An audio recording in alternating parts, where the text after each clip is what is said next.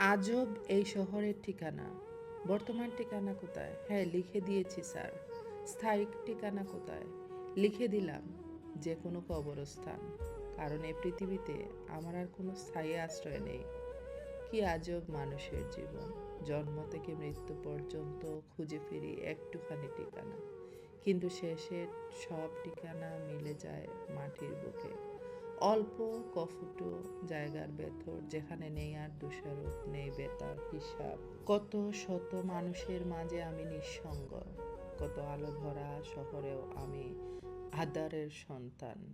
আজ মনে হয় আমার আসল পরিচয় শুধু একটি: আমি এক ভাসমান প্রাণ, যার চূড়ান্ত গন্তব্য কবর ছাড়া আর কিছুই নয়।